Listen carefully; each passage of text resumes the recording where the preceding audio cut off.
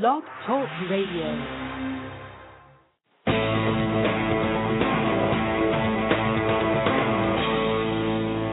Welcome to Sex, Lies, and Consciousness with your luscious hostess, May Vu, broadcasting live every Monday at 12 noon Pacific Time. Except for today. Today is Thursday, and we're broadcasting at 2 p.m. Pacific. I have a special guest with me today, and this is the only time that it worked with her schedule. So I bend the whole world to make it work for her. So before I introduce you to the giggle on the other side here, I wanted to just keep you up to date on what we're doing on Sex, Lies, and Consciousness. So much fun, and especially for today, too. At 6 o'clock tonight, in 4 hours, I am hosting a Google Hangout live talking about explosive sexual healing work. That's the fancy, therapeutic, amazing name for female ejaculation work that Ben and Jen Rode has been doing for us women. Ben and Jen Rode step into their big spiritual work in this lifetime to help women heal their sexual wounds through teaching them and helping them achieve female ejaculation. And as we learn to ejaculate, we shoot out all these traumatic lifetime wounds that we've had stored up in our vaginas and pussy and uterus and all that stuff in there. So we are gathering on Google Hangout today and to share the experience and what we got from it, what was it like, and also, what's the aftermath effect of that? How has it changed our life? So I'm so excited about that. It will be videotape, and I will post it on Sex, Lies, and Consciousness website. So stay tuned and look for that. It will be on Sex, Lies, and Consciousness in a couple of weeks. I know a lot of men out there want so much to learn to do this for your woman, and we'll talk about that too, because it's such a hot desire for you luscious men out there, and not all wives and partners are open to things like that, but hopefully as we keep educating you around this topic, that the wives would open up and let you go in there and get them to squirt. So it's all good. All right, so let's talk about today's topic. So today's topic came out of a very short and fun conversation that I had with my friend Elizabeth Carrington House. Elizabeth, say hi, honey. Hello. Hi, May. Can I be your luscious guest since you're the luscious hostess? You are my luscious guest, honey. and to be honest, she really is the luscious guest. She's tall, slender, nice boobies, and Anyway, Elizabeth and I have been colleagues. She's a master coach herself, and we've known each other for over 10 years now. And Elizabeth's expertise is looking at personality types through this beautiful, deep body of work called the Enneagram. So she has a workshop coming up next week, and I saw that, and I'm like, hey, what do you think about coming on my show and talk about how the personality types tie in with how we are in relationship and perhaps even in bed, like how we even do sex from this personality type perspective. And so she's like, I've never talked about that before, but that would be fun. And so here we are. So welcome, Elizabeth. Please tell them about yourself in a much more professional way, or however you want them to know about you. And then we'll dive into exploring this uncharted territory. Okay, great. I hope the conversation we have can be somewhere near as juicy as the one you're going to have a little later. Such a compelling introduction you gave to that. Well, yeah, I have been coaching a long time, probably as long as you, May. I think 17 years now, and about a decade into my coaching work, I started to learn about the Enneagram, which is a map, a multidimensional map, really, of human behavior and consciousness, which outlines 9 different basic structures and personality types. And I found it to be such an incredible adjunct to my work as a coach, which allowed me to dive in so much more deeply with people in helping them to, really understand, have more self-awareness and more compassion for themselves, because in many ways, we're operating from unconscious patterns and habits in ourselves, which the Enneagram points to very precisely and clearly. And this, I took your class, by the way. I don't know if you remember that, but several years ago, I actually went and took your class, and it was so fabulous. I knew a lot about it already, and I still learned so much from it for my everyday. Yes, you're very memorable, May. Of course I remember having you there. Especially with no my question about that. What's that? Especially with my type personality, too. Yes, you're in the assertive triad with me, yes. Yes, there we go. So shall we just tell them about the 9 types and give them some place there, or Sure. Is there another place you want to go? Nope, I think it's great that we start maybe with a foundation, and that'll give people a chance to hear and maybe recognize at least a part of themselves. And I will say what I can do is just read a little paragraph that I've written that kind of, with the intention in writing these paragraphs, my colleague and partner in teaching often, Diana Redmond, I want to give her credit too, we wrote them together, and it was really our intention to channel the essential qualities of each type. And so I guess what I want to say first is the time in our lives when we're most connected to our Enneagram type without being aware of it running us is in our 20s and early 30s. That after that point, we start to have some experiences of seeing patterns, and I know this one, and we start to maybe we go to therapy, or maybe we get a coach, or we do some workshops, or we start to have a spiritual practice, or we start to engage in some activities that start to wake us up and start to point us.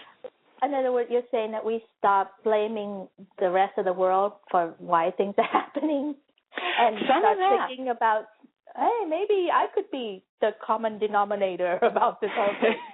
Exactly. As Dr. Phil had said one time on Oprah, you are the common denominator. Like, fuck you.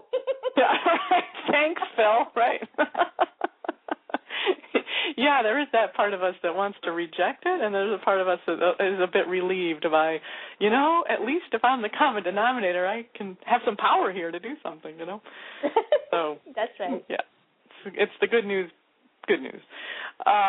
So I guess that's the thing. So as we go through the 9 types, I guess the other thing that's important to know is that although we all have one main type that we'll have throughout our lives that stays with us, we go through little windows where we think we're over it, but then it comes back, and we get healthier and healthier, hopefully, over the course of our lives, and get higher levels of awakeness and presence to our type, so it doesn't run us as much, but it's always with us. And in addition to the main type, we have a couple of others that we will have a relationship with as well. So as we go through the 9 types and you're listening for, is that me? Oh, I recognize that one. But then I also recognize this part of me in another one. It's not unusual. So as you're listening, you'll probably relate with at least 3 that you'll think, I can really relate with those well. And awesome. Then the other thing that's important is that we have all of the 9 types in us, to some extent, that we can recognize them all. It's just that there's one that's our central core that we have been born with, you could say, and will be with us all of our life. All right, I'm ready. Are you ready? Okay, yep. Here we go. So let's just start with type 1. Yay. So type 1 is called the perfectionist or the improver or the moral person.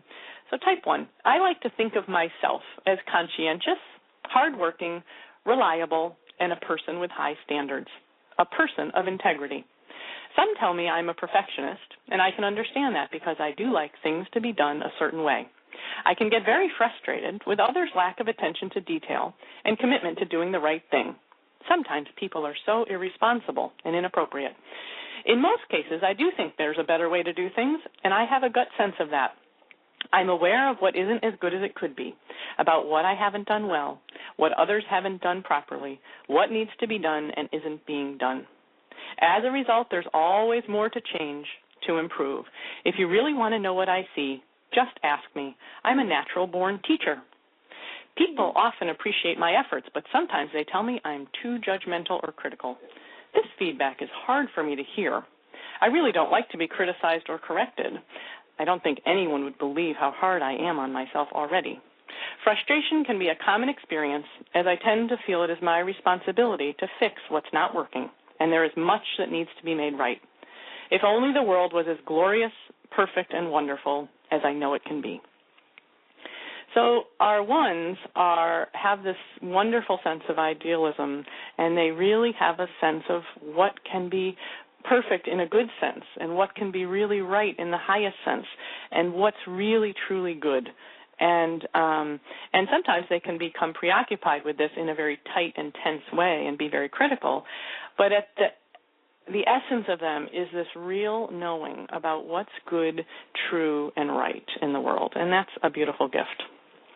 It is. Unfortunately, when the one gets triggered and come out a lot, they can be really hard. It's, my interpretation of one is like, what an asshole, or Jesus Christ, do we have to follow that one rigid thing? Can you take your stick out of your ass kind of thing?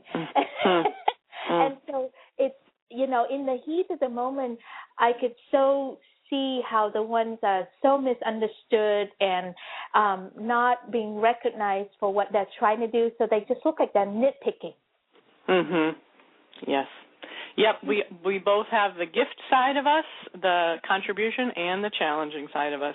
And the challenging side of us drives a lot of people crazy, and the gift side of us can light people up. It's like we're the full spectrum. I remember teaching a workshop with a one, and she was more senior than me. And I swear to you, in the first half an hour, she walked around and readjust the chairs a tiny little inch for 27 chairs. I'm like, Jesus Christ, that's fine. Yeah. But I didn't think that she was looking at beauty and orderly, and that's what she was giving it to the space. I was like, it's done, dude. Let's move on. Yes, absolutely. Absolutely. Yeah. The joke is they're rearranging the chairs on the Titanic before it goes down. It's like, exactly. Yeah. So, should we go on to 2, or you want to talk about some guesses about one in bed? Let's do that. That's fun. Yeah, or in relationship, like how does one sees relationship or in bed? I don't know. I mean, there's so many different. It's hard to just synopsize anyone, and we're so multifaceted. So I don't know about I don't know about this whole thing about in bed is really. I don't know anyone that talks about this. So it's really kind of edgy and unusual, and it's kind of me shooting from the hip, really. So I haven't had that much research time. Wait, here we go. Just for the theme for today is about female ejaculation. So we're just going to shoot from our hip or our vagina. It doesn't really matter. Just shoot away. But, it's all made up anyway, and it's fun. And really, I want to invite people to get to know their personality type, and if we can make it fun for them to get to know. And, if there's 1% of usefulness, that's all I'm looking for. Yes. Yeah. Well, let's just say that my sense of the one is that there's a tightness often and some aspect toward repressing and trying to control their desires and do the right thing. And that can be very stressful to the body and to, that create tension in the muscles in the body, right? So yeah, I also wonder, too, if a one would have a hard time with making messes on the bed. Right, not being neat and tidy. Right? I mean, that's a lot of mess. Good sex is messy. That's my motto. Good sex is messy. That's right. That's a good bumper sticker. And I wonder, too, if one needs to have the lights turn out, I don't know, but it's like, what about the perfection and the imperfection of the body and that kind of stuff? How would that play to that? That's right. There could be a lot of consciousness around that. What the ones have going for them is they're part of the instinctual triad of the body center, of which you are one as well, right? So they have their connection to their instinctual bodily energy when they're relaxed and open. So they can be also, on one side, very shut down and controlled and trying to, repress their urges. On the other hand, they have this capacity to be very connected to their instinctual body, lusty energy. Ah, interesting. Huh. Mm-hmm. I don't know if I've ever been with a one, so I can't tell, but that's kind of very intriguing about that. Yeah. Okay. Yeah. All right, let's talk two, shall we? Okay. Okay. So, because we got 9 to cover. So the Enneagram Style 2 is called the helper or the giver. So here's the 2. Mainly, I'm interested in connection and being kind and loving. And I have lots of energy for that. I mean, isn't that why we're here? To take care of and support one another? I don't want to sound conceited, but I excel at that, I must admit. I can sense what others need almost better than they can. Sometimes I think if someone would care for me as well as I take care of others, I'd have it made. But that's a selfish thought. My goal, my gift is in giving and helping, and I derive incredible satisfaction from that. It's how I find fulfillment.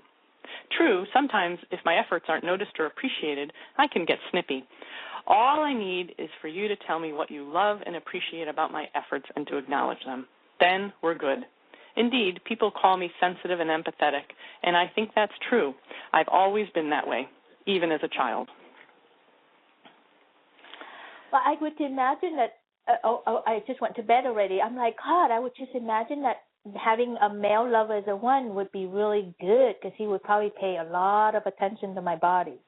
Are you talking about a 2? Yeah. The helper? Yeah. Right? I lover, mean, lover. If someone is so empathetic and so into pleasing another person, it could feel really good if they're, paying attention and doing it to please me rather than to themselves. Absolutely. Yep. Really right. There's an image of the puppy dog licking, Oh, there you go. We'll make up a story that ones might be good down there. There you go. You never know. That lover, helper, giver could be very wonderful in the bedroom.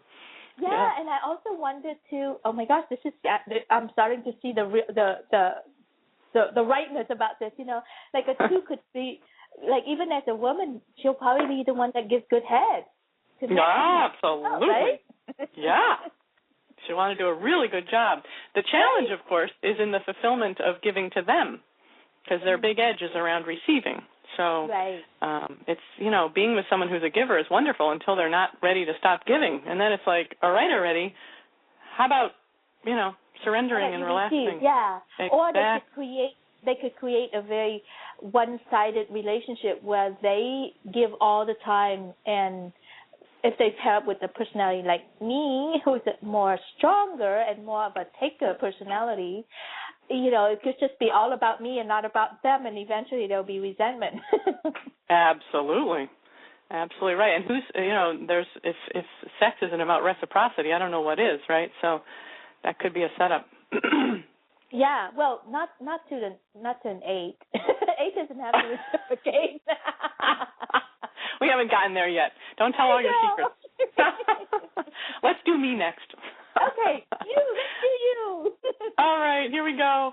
I don't know how objective I'll be able to be, but we'll give it a shot. All right, the Enneagram Style 3 is called the achiever or the performer. So I'm on it, you'll often hear me say, because I am. In my worldview, life often seems like an endless list of to-dos, and more than anyone else I know, I have the ability to check off my list with the best of them. I have been called an accomplishment machine, and I can see why. I am usually very busy and rarely take a break to catch my breath. It's like I have this inner drive that compels me to keep moving, doing, and getting things done. But I'm grateful for that drive because it has helped me become very successful at almost anything I want to achieve. Sure, it would probably be good to learn how to slow down and turn my drive down, but I don't know who I'd be if I wasn't moving, doing, and accomplishing all the time. Don't tell anyone, but honestly, that sort of bothers me. I have a hard time just sitting on the couch without jumping up to do one more thing. People say I'm competitive, and I guess I am, but I don't usually think of it that way. I just want to be the best at whatever I do, and I know I can, as I am capable and confident. I do have a bit of weakness for wanting to impress others and have them think well of me, and I guess you could say that I work it pretty well in a room, but doesn't everyone? I mean, who doesn't want others to respect and admire them? I'm so curious to see how you are at dating then. Like, how long does it take for you to get ready for a date? Have to look so perfect and beautiful, and right, yeah. exactly. And then There's are you definitely into cuddles? Into what? Cuddles. Cuddles? Yeah, because you're always on the go. So I'm like, oh, how are you with cuddling then? I wonder. Oh, yeah, I'm a champ cuddler. I think because it's like a counterbalance to my revving that's always going on in my neurological system. You know, it's like boom, boom, boom. And then touch just quiets me down. Oh, so a 3 really needs a lot of touch to help you calm down and let go of all that working. Yeah, well, they need something. For some, it's touch. For some, it's I'm so touch-oriented. I know not all 3s are as touch-oriented as I am, but they need something to counterbalance the busy machine. So they could take up painting, or they could do something, be a runner, or do something that gets them more in their body, something to counterbalance all of the intensity of their driving, pushing, moving forward into the world energy. Fascinating. And then what's it like to be in relationship with a 3? Since you're here, I can interview you. So yeah. What do you like about partners, and what gets you frustrated with people? Well, every match is very different, right? But I certainly have a hurry up, let's get on it, let's decide, let's make things happen in me in partnership, and certainly people that have been with me can attest to that, some of them for better, most for worse. It's like, come on, how about now? Can we do something now? So there is that push, and I think, as I mentioned, there's many different ways to triad up the Enneagram to break into groups of 3, and so this is the assertive triad is the 3, 7, and 8, and they have a generally challenging time with intimacy because their orientation is out toward the world, making things happen, getting things done, moving out, and then the softer, vulnerable sweetness often gets covered over, and as a pattern, they kind of think that that's not there, and it takes a while for them to really get in touch with that tenderness. That's been true for me, and really finding what has me feel safe and secure and solid in opening up deeply to someone. And I'm not saying opening up because the 3 would open up like the image of what they know it looks like to open up. Right, yep. But the real deal, has been a long journey. I can't help but share myself in here, I'm just like, opening up is just such a bitch. I've had people say, you kidding? You think you're open? I'm like, I feel like a wide open place with, wind blowing right through because all the windows are open. And they're like, no, honey, you're really hard to get in. And like, how many times do we hug? I'm like, you're kidding me, right?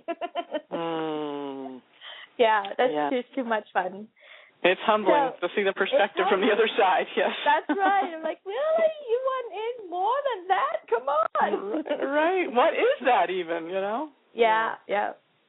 All right. How about we do 4s? Okay, let's talk about 4. So 4s are called our romantics, our individualist, the original person. Who am I? What gives meaning and purpose to life? These are a few of the questions that consume me, that I must understand and answer. Don't bother me with the mundane, with the common. I seek passionately and deeply to understand why I'm here. I want to know myself to the depths, and often I feel that it'll never happen because something is missing, or worse, there's something intrinsically wrong with me. Others seem so clear about who they are, and their life seems to be so perfect. Sometimes I'm envious of them, and I spend a lot of time wondering why I feel so lost on my own path in life. I know I have gifts and that I possess something unique, something special. But I don't think anyone, including myself, has really seen the real me in all my glory. I yearn for that. You might say that I'm overly sensitive or dramatic. I do have a lot of melancholy, but please don't ask me to conform. The ordinary is my death knell. I long for deep, authentic connection with others and with myself. I sometimes have difficulty appreciating present relationships as I long for what could be better. So let me live. Let me feel. Feelings tell me that I'm alive and real. I find that a lot of my friends could get so lost in this deep place. Is that true? I mean, like, it just seems like my observations of some friends, they just have this tendency that just goes so deep they can't find their way back up. Yes, it's a roller coaster of internal emotions on a minute-to-minute basis often for the 4. And they are searching for that, and they can get lost there. Mm. And how do they know when they're just being a 4 versus when they're depressed? Well, they probably would be able to distinguish it. They have an incredible sense of discernment around they're experts on emotions because they spend so much of their energy and time there. And so my guess is, and my experience of many 4s is that they have many experiences of being in the melancholy place or being in the dark, depressed place, and they know when they're in it and they know when they're not in it. They have a refined sense of their own, for me, my emotions started out as like happy, sad, glad. It was like very gross, right? Like, okay, what am I in this moment? For a 4, it's like, well, I have a touch of this with a dash of that. Really, like so precise. So I think they would really know the difference. I see. Okay. These are like I think of the 4s as the consummate lovers. They're so their hearts are so affectable, and they're so looking for depth and intimacy and connection and contact and passionate. They have this sense of this, what they want is this ideal relationship. They often have this fantasy, which can get in their way, actually, but they're just so oriented toward finding that special, perfect one. So they're very oriented toward being lovers. Well, I'm thinking of someone particularly, and this person he's a 3 and with a 4 wings, I think, and it seems like, oh my, that's kind of like, that's a really amazing combo because the 4 really balances his striving stuff down. Yes. Yeah. And have him to feel, and he's very easy 3 to work with because he's so available emotionally. And at the same time, there is a sense, like a double whammo perfection thing that he's seeking for.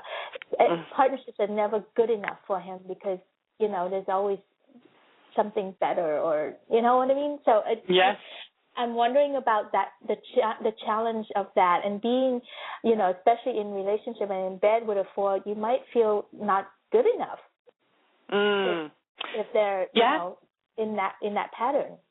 Yeah, like they're comparing you to the ideal. Yeah. Yeah. Yeah, no, I think you're absolutely right. It doesn't have to be verbal. It can just be really subtle, and it's like, why do I feel not good enough in your eyes? Yeah, they're carrying around some internal fantasy, idealized idea of the perfect partner, and no one ever measures up to that. So, if you're picking up on that subtle energy, you're probably right. And what you say about the 3 with the 4 wing is a very interesting combination, because there is that putting out there into the world their energy, and then this softness that can complement that push, that can make them very much more accessible, because for the 3, the heart is their challenging territory. And so, yes, the 4 is so much heart. It really has a nice balance there.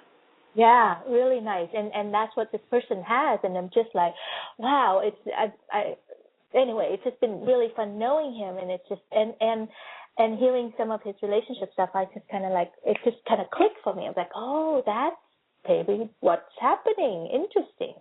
Yes, yes. So that's the 4. And that's the 4. And somehow I just kind of imagined the 4 would be the one that sits there and paint you. I have that image. Yeah, they're oozing with creativity. Oftentimes they're expressed in their arts. That can be an avenue of their expression.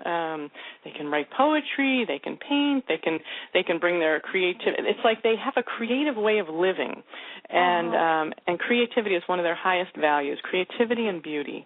So they're wanting to create the world in a beautiful place. They're wanting also to this sense of their own unique, special inner beauty. They're wanting to put in the world around them, in their own space, in their clothes. They're wanting a unique expression of their own wardrobe, of their work. Everything wants to be uniquely and creatively expressed. Wow. Wow. How is that different than a 1 then, in that sense?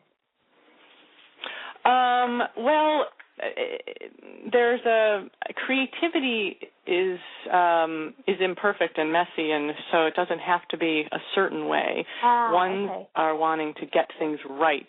4s are wanting to create beauty. I see. Okay. So they may be meticulous, it's just differently.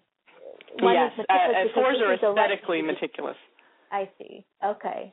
Yeah, so like I could just see, I could just see that. If you have a partner who's a 4 and all this deep love that he takes you into it, and then the relationship break up and you're looking around for the next person and nobody could measure to that depth and the romanticism and the depth and the poetry that he would write for you or the painting that he made for you, right? I mean, that's a huge letdown. For the rest of the world. Well, you could have felt that way for 10 years in the relationship. They were never quite the one you longed for. They were never quite the one you imagined in your mind. And you might have been suffering for 10 years in the relationship because they were always falling short of that idealized partner. Yeah. And then you could suffer for the next 10 years in looking back and longing for what could have been, so there's there can be a lot of suffering and longing that goes in the world for 4. Yeah. Excellent. All righty then. Let's see. Let me just take a quick break, and then we will resume with number 5. Great. Is your marriage or relationship in crisis? Where one partner wants to expand into their sex and bring scary changes to the relationship, while the other partner is dug in, protective, and saying, "No way in hell is this going to happen?" May knows this place well, and she can help both sides. She is truly amazing. Learn more about her specialty, crisis coaching for couples and individuals, at sexliesandconsciousness.com. Okay, I'm back, and I have with me my friend Elizabeth Carrington House. I love your name, by the way. It just has such an elegant ring to it.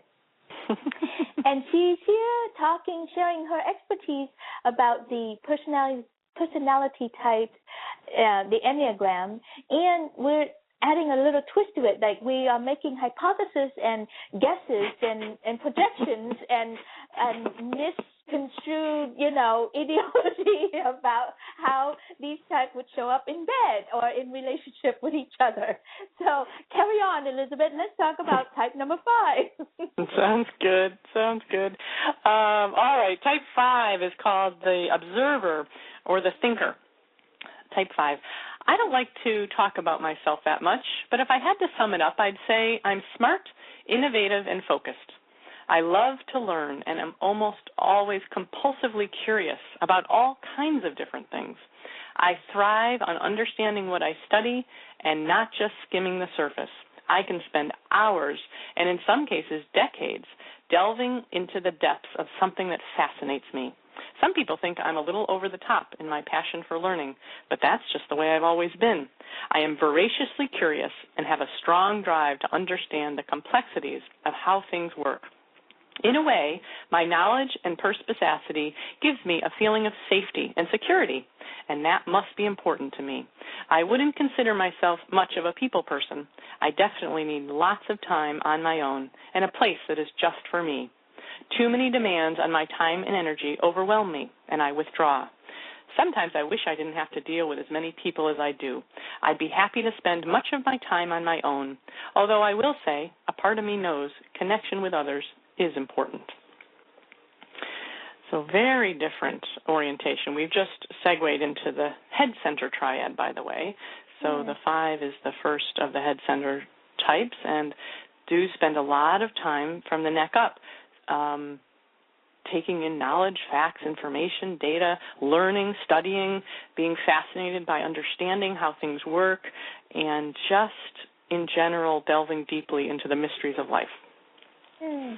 I recently went to see this guy speak in San Francisco. His name is Reed Mihalko. He is a sex educator, and one of the things he's so fun and really great. I highly recommend him if anybody hear of him, and where he travels a lot to teach his stuff. So go see him. Anyway, so one of the things he said that was so powerful, Elizabeth, was we need to know our relationship personality. And some of us, so he doesn't use these numbers or anything like that. I don't even know where he came up with this thing, but I think it's from his own living life large, the way he does it.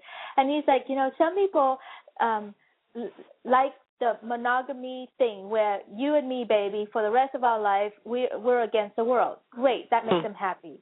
And then other people like, I got to have the you and me thing, but once I have that you and me, I'm ready to look outward, and now I need another someone out there. That's kind of more like me. And then there's someone like him where he said he's like a dolphin. I like to live in a herd. I love lots of people around me. I love it when everybody's swimming in the same direction. We're all communicating. We're all sexing together. We all have, and communications that's clean and clear, and everybody knows what everybody's doing and all that stuff. And that's what makes me happy. And then there's the other personality where they're the lone wolf, where they need to have time alone. And, they're great to a certain point, and then it's like they got to just like their partner needs to go. So Reed's partner is a lone wolf. So his primary is a lone wolf. So it works really well for them because he would spend the one-on-one time with her, and it's all wonderful, and then it's too much for her. She needs him to get out and go away. And then he go and spend time with his dolphins, and you get to, play and have sex with them and all this wonderful stuff. And she's happy because she has her alone time, and he's happy because he has his dolphin time. And it works for them. I just think that is so beautifully said and beautiful demonstration of what relationship could be. And I think about what you just said now, being the 5 and the loner, needing that alone time. I'm like, maybe that type of relationship profile is like a 5 would need.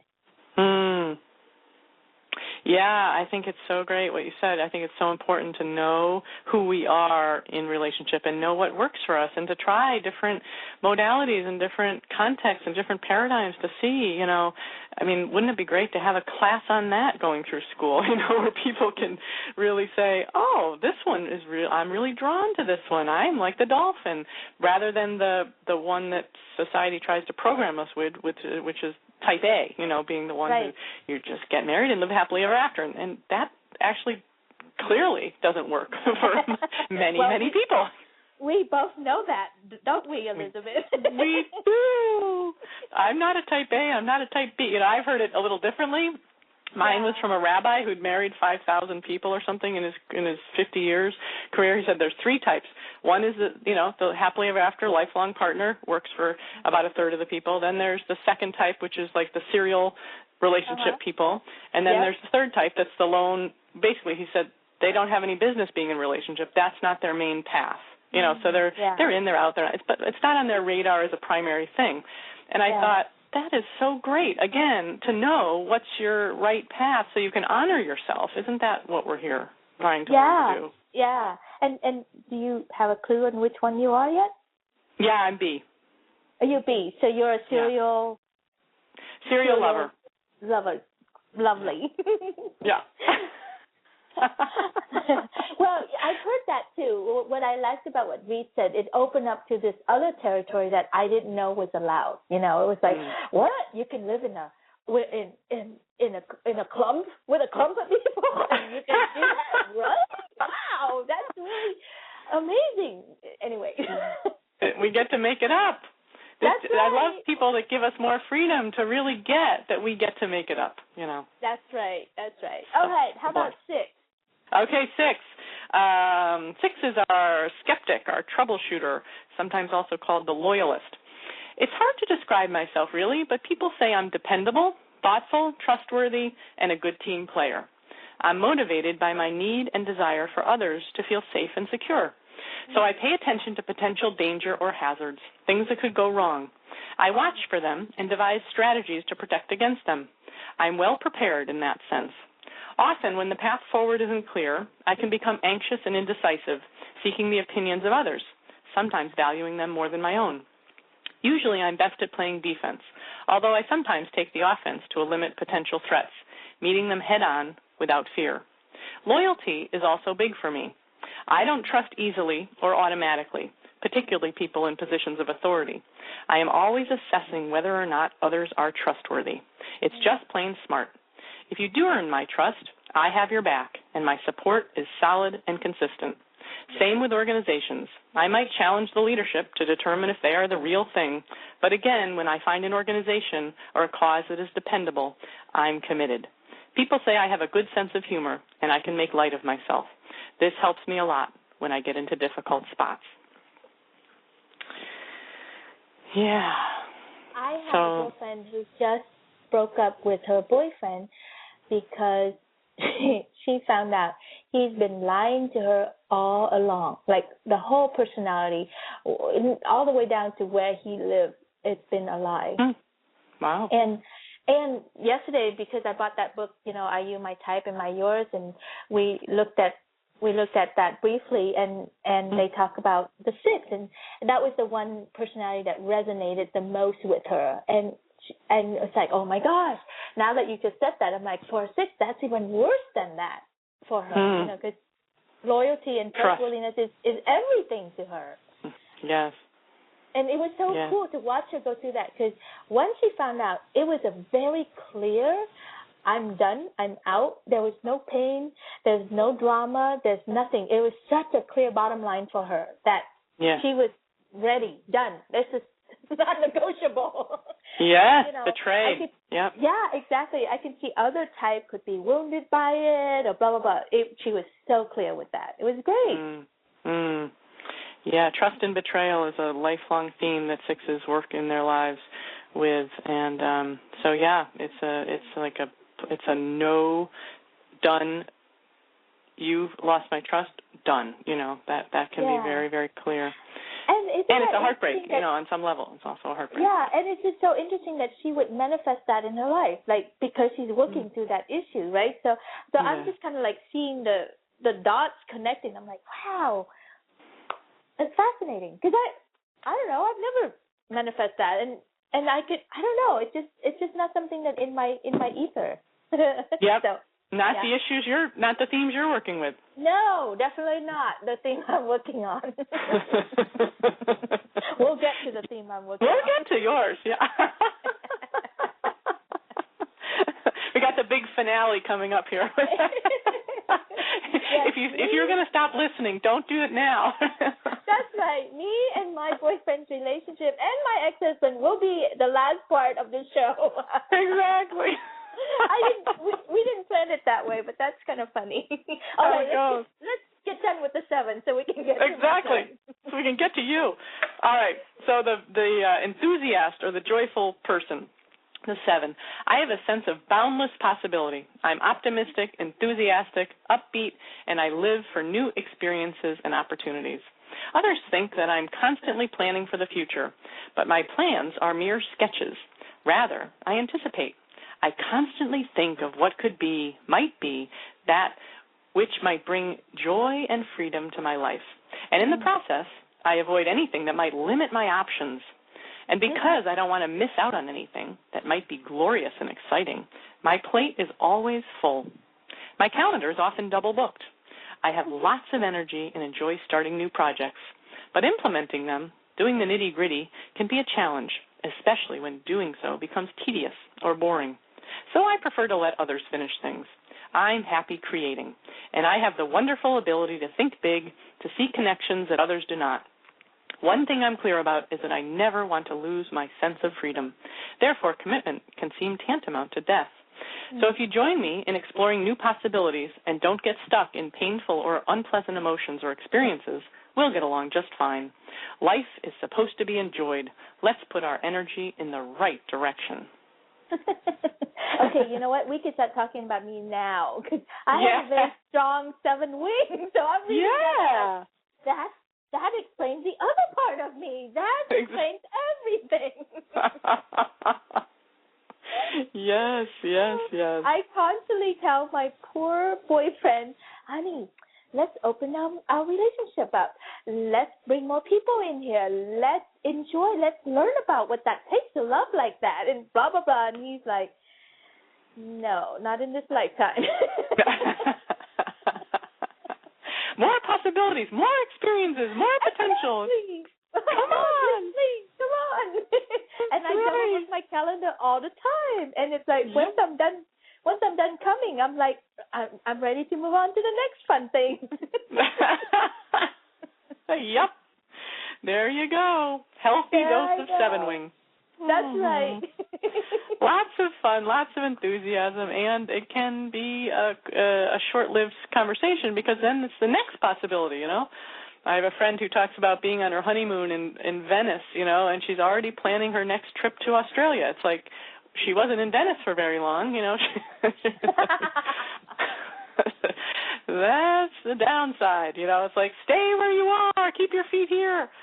So. That could be so exhausting. Now that is not me. I'm like, oh yeah, that would be really exhausting. I do like just to be where I am. That's good enough. Thank God you've got the 8 to ground you, yes. That's right. Okay. It's like, oh no, honey, we're not going to fill up the whole calendar with activities and hikes and all that stuff. It's okay to just chill right here. Good, yes. Amen. Yep. What else about 7 that we need to talk about? Well, I think I would imagine they're wonderfully adventurous between the sheets and very open to new possibilities and new positions and new ways of doing things and open to the potential of the human body and sexuality and sensuality and tantric possibility. Who knows? The sky's the limit.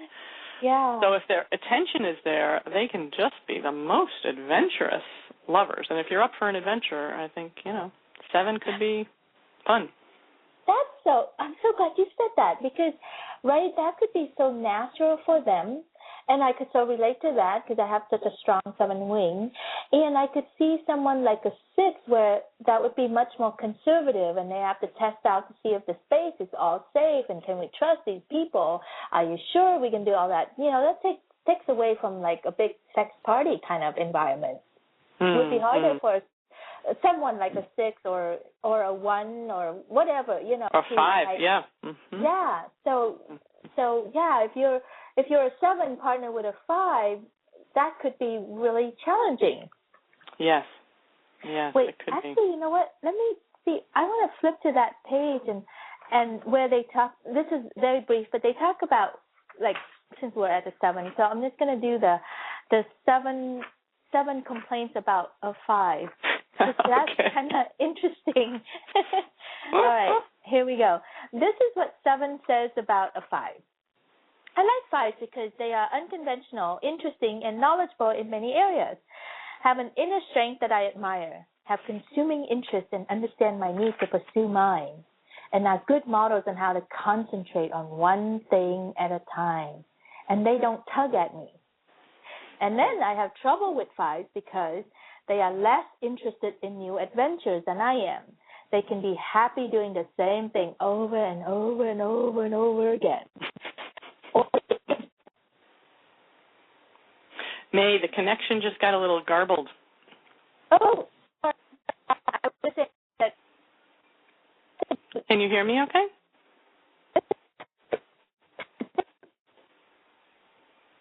Well, this is interesting. Now we're going to be communicating in Braille.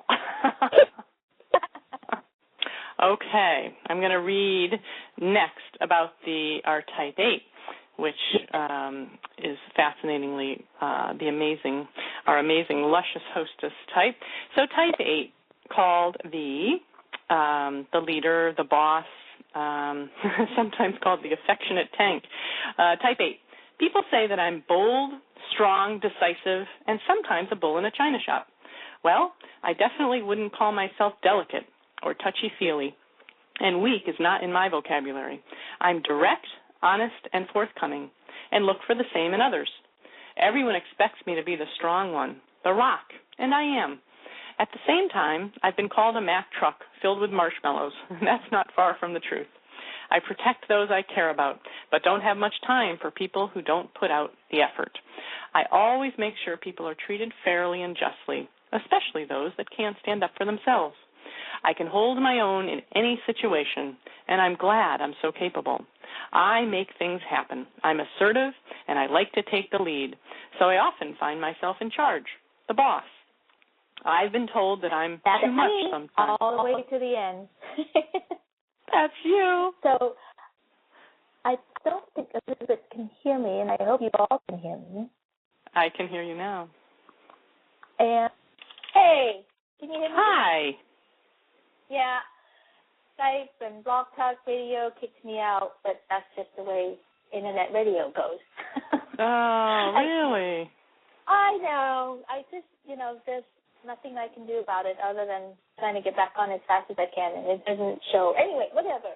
So I was just saying is that how, as a type 8, it's so important for me to be engaged physically and emotionally. So, like I like rough sex. There's a reason, because I'm an 8. Yes, you want to be met. Exactly. And when I'm not met, I feel really hungry. Like, I don't have something I can trust right here. And it's fun, and pain is good, and tidy up, and that kind of stuff is really, like, fun and exciting and opening doorways to an 8 with a big 7 wings kind of thing. Yeah. Lust and adventure in one wonderful package. Exactly. And since we only have 3 more minutes left, why don't we just skip 9? Sorry, you have to come to Elizabeth's teleclass and learn about that. Will you just tell them about your upcoming teleclass? Because I think it's such an important thing that people can join if they want to. Sure. Yep. So there's 2 ways you can learn more if you'd like. One is to get a typing session with me, which takes about an hour and a half, and I'm happy to offer a discount to your listeners of 20% off of my usual rate. So that's one next step that's possible.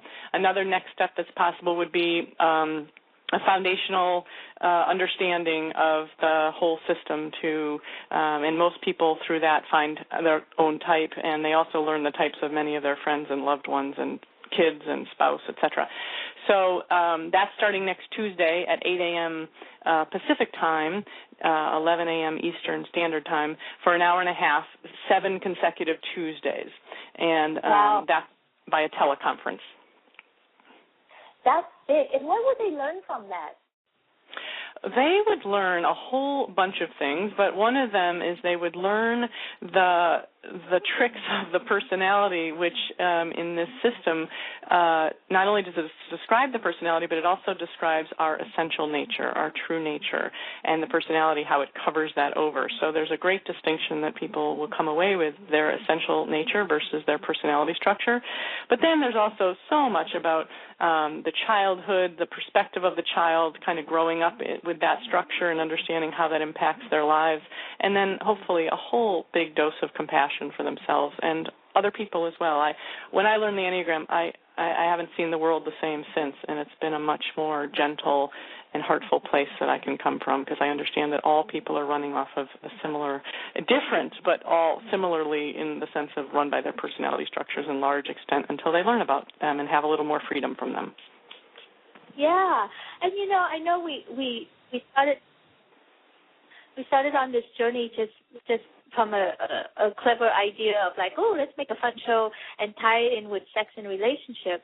And as we talked about it, I got, like you said, so much more compassion and understanding, and I'm like, I want all my clients to get that type done so that they know who they are and how they operate and what turns them on, and then they can also know who they're matched with so that they know how to work with that person.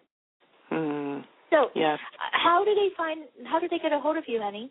You can just email me. My email is ECH for Elizabeth Carrington House, Coach @gmail.com, or my phone is 978-468-4568. Do that number again. 978 468-4568. Great. Thank you so much, Elizabeth, for being here with us today. Sorry for the little internet hiccup there, but worries. I think we got the point across, and I hope you all are out there enjoying the type that you are and the type that you're with, and find ways to love and appreciate each other for the gifts that you bring. Have a wonderful week, and I'll talk to you guys next week. Bye.